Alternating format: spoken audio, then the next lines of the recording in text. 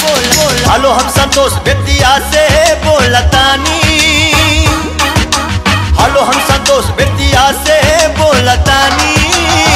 पप्पी के बोलाती हो तनी होल्ड कैले बानी। हेलो हम संतोष बेतिया से बोलतानी।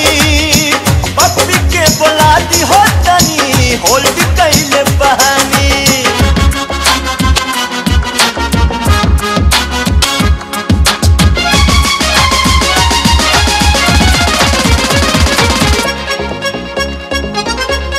सुना बतिया से पेट न भरी दिदिया,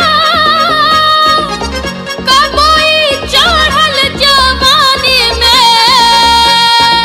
तोहरा पलंग बिना नींद ना आवे, तोहरा पलंग बिना नींद ना आवे। लगे अगिया लगा देबू पानी में, हो लगे अगिया लगा देबू पानी में। तोहरा पलंग बिना नींद ना आवे, लगे अगिया लगा देबू पानी में, हो लगे अगिया लगा देबू पानी में। आपके द्वारा डायल किया गया नंबर गलत है, कृपया जांच लें। तू नहीं के सकी हमके दिहली नंबर बा, कहली की जान पहचान बा, कहली की जान पहचान बा।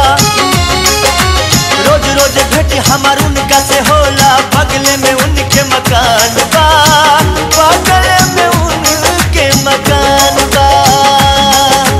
इस रूट की सारी लाइनें व्यस्त हैं, कृपया SMS करें 4 सिर्फ 75 पैसे। काहे रउआ हमरा के तोम करतानी।